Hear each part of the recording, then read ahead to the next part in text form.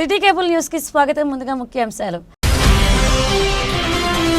Sircilla municipal పరిధిలోని పెద్దూరు ఇప్పలపల్లె వద్ద ఉన్న మహాత్మా జ్యోతిబా ఫులే విద్యాలయాన్ని ఆకస్మికంగా తనిఖీ చేసిన జిల్లా కలెక్టర్ సందీప్ కుమార్ ఝా.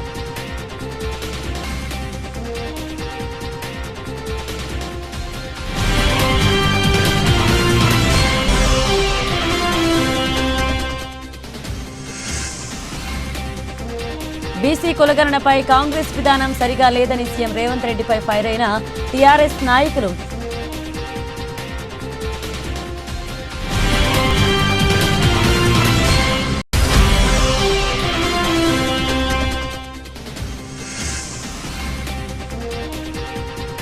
పటిష్ట భద్రతా నడుమ రాజన్న ఆలయ హుండీ లెక్కింపు.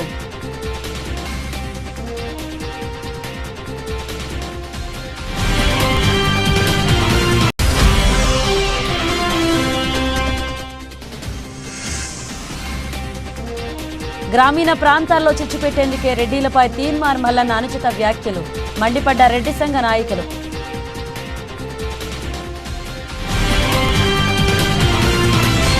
మహాత్మా జ్యోతిబా ఫులే విద్యాలయంలోని స్టోర్ రూము, కిచెన్ గది నిత్యం క్లీన్ గా ఉండేలా చూసుకోవాలని కలెక్టర్ సందీప్ కుమార్ ఝా ఆదేశించారు. సిరిసిల్ల మున్సిపల్ పరిధిలోని ఇప్పలపల్లె వద్ద ఉన్న మహాత్మా జ్యోతిబా ఫులే విద్యాలయాన్ని కలెక్టర్ బుధవారం ఆకస్మికంగా తనిఖీ చేశారు. ముందుగా విద్యాలయం ఆవరణం, తరగతి గదులు, వసతి గదులు, స్టోర్ రూము, కిచెన్ పరిశీలించారు. ఆహార పదార్థాలు నిల్వ చేసే అలాగే సిద్ధం చేసే గదులు నిత్యం పరిశుభ్రంగా ఉండేలా చూడాలని ప్రత్యేక శ్రద్ధ పెట్టాలని జిల్లా కలెక్టర్ సూచించారు. అనంతరం 7వ, 8వ తరగతి సిలబస్ ఎంత మేరకు పూర్తయిందని ఆరా తీశారు. అన్ని తరగతులు సిలబస్ రాష్ట్ర ప్రభుత్వం నిర్ణయించిన షెడ్యూల్ ప్రకారం పూర్తి చేయాలని ఆదేశించారు. అన్ని తరగతుల విద్యార్థులతో నిత్యం ఆయా పాఠ్యాంశాలు చదివించాలని, రాయించాలని పేర్కొన్నారు. పబ్లిక్ పరీక్షల్లో విద్యార్థులు 10 GPA సాధించేలాగా ప్రణాళికల ప్రకారం సిద్ధం చేయాలన్నారు. మెనూ ప్రకారం నాణ్యమైన భోజనం విద్యార్థులకు అందించాలని కలెక్టర్ ఆదేశించారు. విద్యాలయ ప్రిన్సిపల్ శ్రీనాథ్, ఉపాధ్యాయులు పాల్గొన్నారు.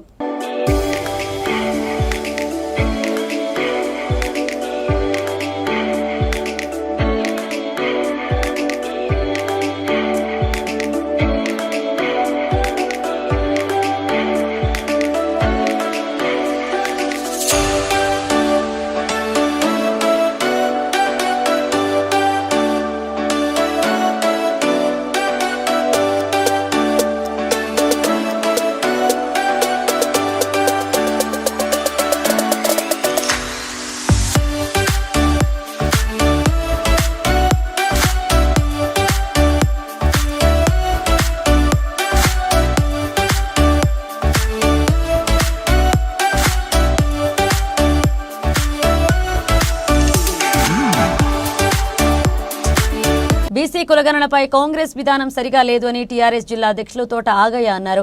ఈ మేరకు సిరిసిల్ల ప్రెస్ క్లబ్ లో ఏర్పాటు చేసిన మీడియా సమావేశంలో బీఆర్ఎస్ నాయకులతో కలిసి ఆయన మాట్లాడారు. అసెంబ్లీ వేదికగా సీఎం రేవంత్ రెడ్డి బీసీ కులగణనపై తన విధానం వెల్లడించడం విడ్డూరంగా ఉందని తోట ఆగయ్య అన్నారు. 42% రిజర్వేషన్తో ఎన్నికలకు వెళ్తామని ప్రకటించడం హాస్యాస్పదంగా ఉందన్నారు. గతంలో ఆయన కులగణనపై చేసిన వ్యాఖ్యలను పరిశీలించాలన్నారు. ఈ సమావేశంలో గూడూరి ప్రవీణ్, జిందం చక్రపాణి, మ్యానా రవి, అంజయ్య పాల్గొన్నారు. నాయకులు, మా సోదరులందరికీ, అట్లాగే మీడియా మిత్రులందరికీ కూడా పేరు పేరున హృదయపూర్వక నమస్కారం. నిన్న అసెంబ్లీలో బీసీ కులగణన మీద 42% రిజర్వేషన్ అమలు చేయడం పైన ఇంకోటి ఏంటంటే అనేక సంవత్సరాలుగా మాదిగ మరియు ఉపకులాల జాతులు వర్గీకరణ కోరుతూ చేసిన పోరాటం నేపథ్యంలో సుప్రీంకోర్టు ఇచ్చిన రిజర్వేషన్ల అమలును, క్రిమిలేయర్ విధానాన్ని అసెంబ్లీలో తీర్మానం చేసే విషయం మీద నేను అసెంబ్లీ సమావేశం ఏర్పాటు జరిగింది. ముఖ్యమంత్రి రేవంత్ రెడ్డి నిన్నటి రోజున ఫిబ్రవరి 4 సోషల్ జస్టిస్ డే అని అన్నాడు, అంటే సామాజిక న్యాయ దినం అని అన్నాడు. నాకైతే అనిపిస్తూ ఉంది, ఆయన ఆ మాట చెప్పినప్పుడు ఆయన ఫీలింగు, ఆయన పోజులు చూస్తే బీసీ కులగణన కోసం గతంలో కులగణన సమగ్ర కుటుంబ సర్వే జరిగినప్పుడు 2014లో ఆ వీడియో ఉంది, మీ అందరి దగ్గర కూడా ఉన్నది. ఆయన ఏం మాట్లాడిన రేవంత్ రెడ్డి, తలకాయ ఉన్నోడు ఎవడన్నా, మెడకాయ మీద తలకాయ ఉన్నోడు ఎవడన్నా అసలు వివరాలు చెప్తారా? ఎందుకు చెప్పాలి వివరాలు? ఇంటికి వస్తే కుటుంబ వివరాలు అడిగితే తన్ని పంపిండ్రని చెప్పిండు. మరి ఇలా ముఖ్యమంత్రి స్థాయిలో నువ్వు నీ మెడకాయ మీద తలకాయ ఉండే చేసినవా, లేకపోతే తలకాయ లేకుండా చేసినవా? బుద్ధున్నోడు ఎవడన్నా చేస్తాడా అని అడిగిండు.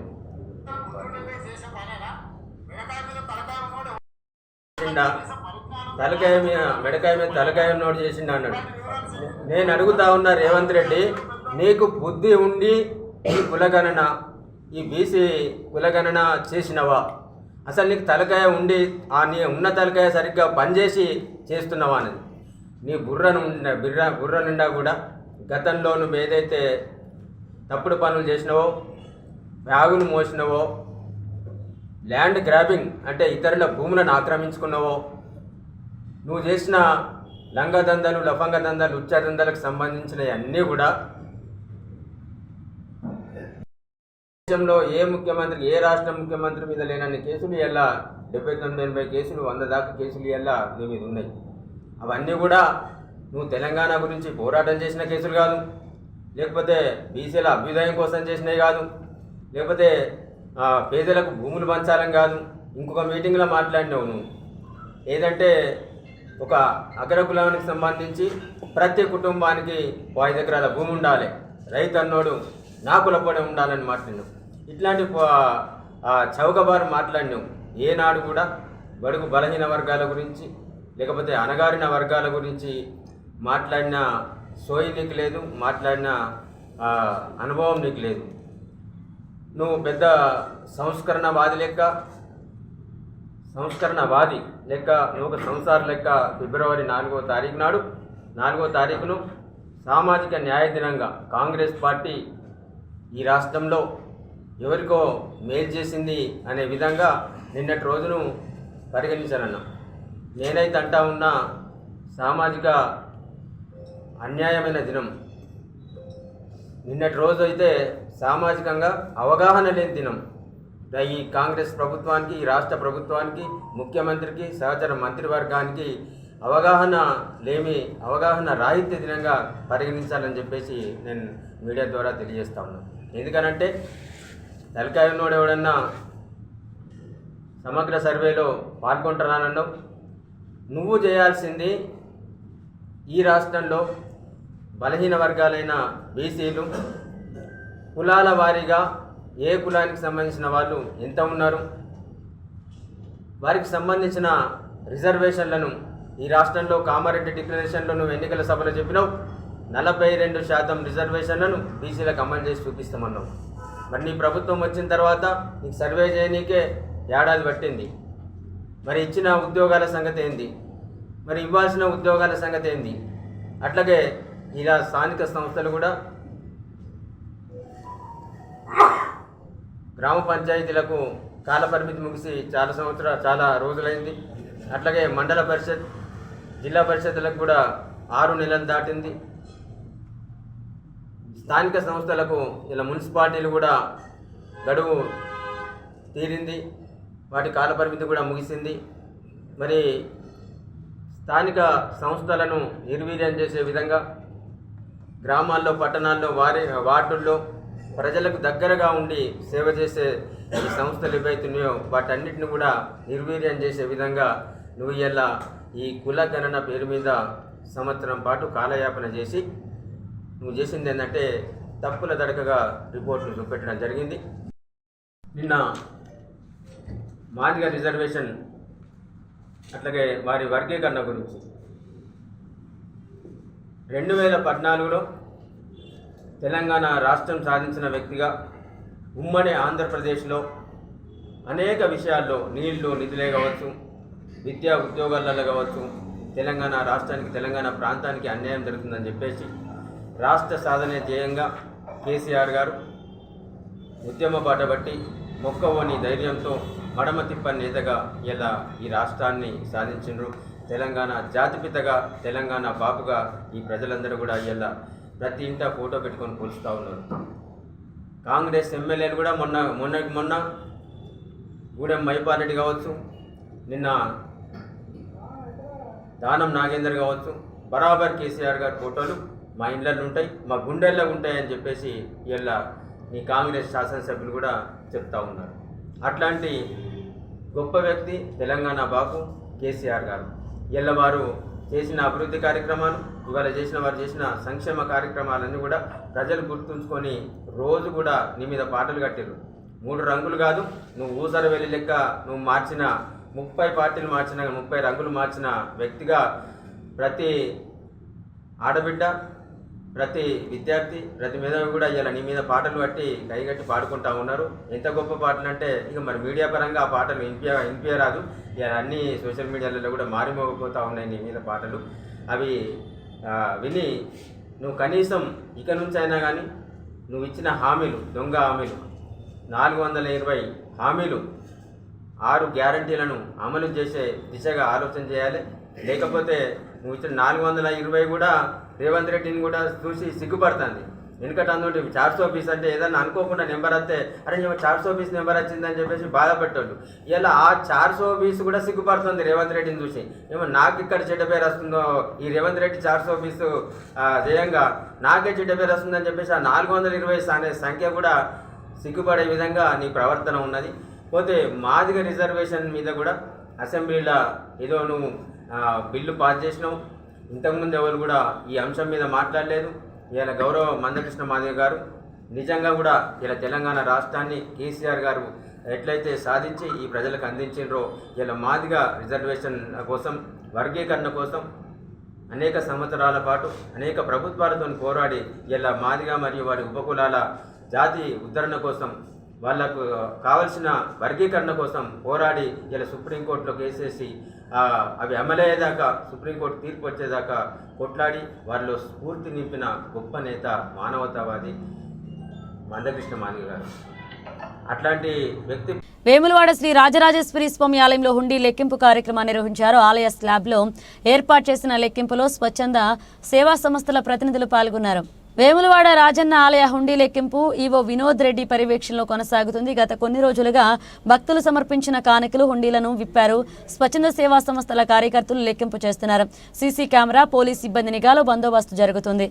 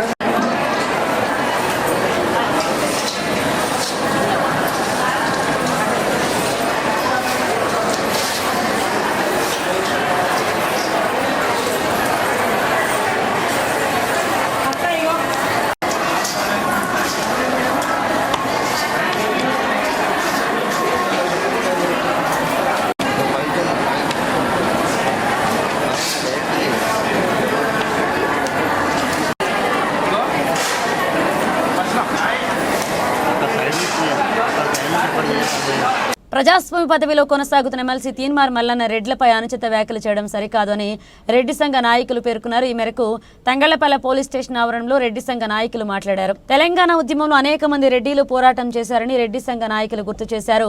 బీసీ ఉద్యమ నేతగా ఆర్ కృష్ణయ్య అన్ని కులాలలో మమేకమై పోరాటం చేశారన్నారు. గ్రామాలలో అన్ని వర్గాల ప్రజలకు కలసిమెలిసి జీవిస్తారని ఏ ఒక్కరూ కూడా తారతమ్యాలు లేకుండా ఉంటారన్నారు. తీన్మార్ మల్లన్న కులాలపై చిచ్చు పెట్టే ప్రయత్నం చేస్తున్నారని ఆరోపించారు. ఈ కార్యక్రమంలో తిరుమల రెడ్డి, ఏసీ రెడ్డి, రామిరెడ్డి, కృష్ణారెడ్డి పాల్గొన్నారు. రాజ్యాంగ బద్ధమైన పదవిలో ఉన్నటువంటి ఎమ్మెల్సీ తీన్మార్ మల్లన్న అనే వ్యక్తి రెడ్డిల మనోభావాలను దెబ్బతీసే విధంగా అనుచిత వ్యాఖ్యలు చేస్తూ రెడ్డిల యొక్క ఆత్మాభిమానాన్ని దెబ్బతీసే చర్యలకు పాల్పడుతున్నారు. ఈ చర్యల ఫలితంగా గ్రామాల్లో కులాల మధ్య చిచ్చు పెట్టే విష సంస్కృతికి ఈ వ్యక్తి బీజాలు వేస్తున్నాడు. వీడి యొక్క ఆశయం అనేది ఏంటి అంటే ముఖ్యమంత్రి కావాలి, రాజకీయంగా లబ్ధి పొందాలి, ఆర్థికంగా బలపడాలి అనే లక్ష్యం తప్ప వీడికి ఏ విధమైనటువంటి లక్ష్యం లేదు. స్వార్థపూరితమైనటువంటి ఆలోచనలతో వీడు ముందుకెళ్తున్నాడు.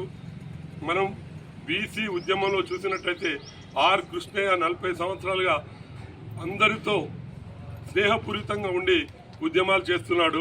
మందకృష్ణ మాదిగ కావచ్చు, ఎంతోమంది ఉద్యమకారులు, అలాగే తెలంగాణ చరిత్ర చూసినట్లయితే ఎంతోమంది రెడ్డిలు తెలంగాణ కోసం సాయుధ పోరాటంలో ప్రాణాలు కోల్పోవడం జరిగింది.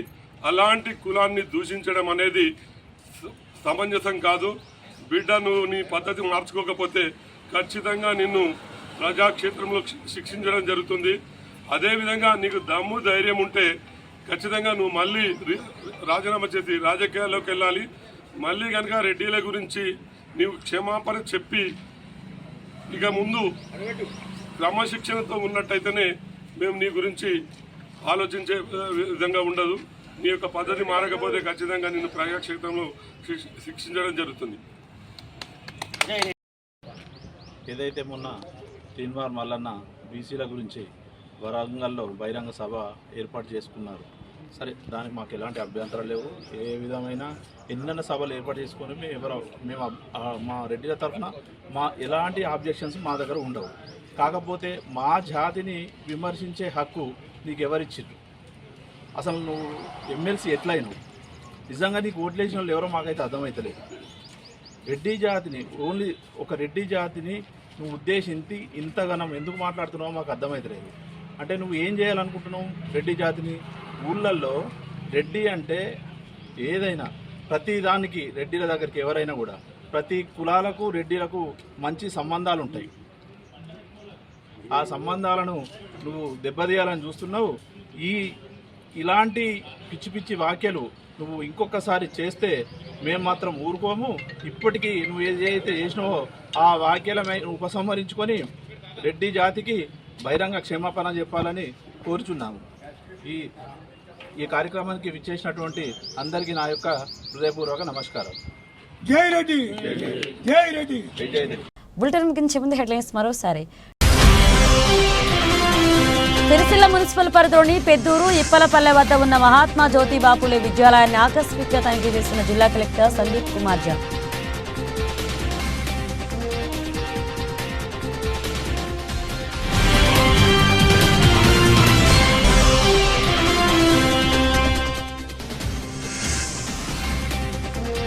బీసీ కులగణనపై కాంగ్రెస్ విధానం సరిగా లేదని సీఎం రేవంత్ రెడ్డిపై ఫైర్ అయిన టీఆర్ఎస్ నాయకులు.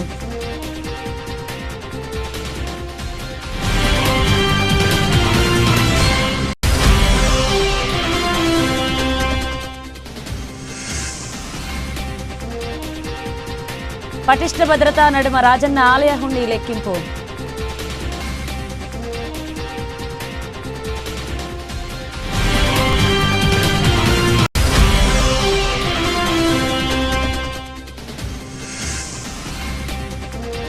గ్రామీణ ప్రాంతాల్లో చిచ్చు పెట్టేందుకే రెడ్డిలపై తీన్మార్ మల్లన్న అనుచిత వ్యాఖ్యలు, మండిపడ్డ రెడ్డి సంఘ నాయకులు.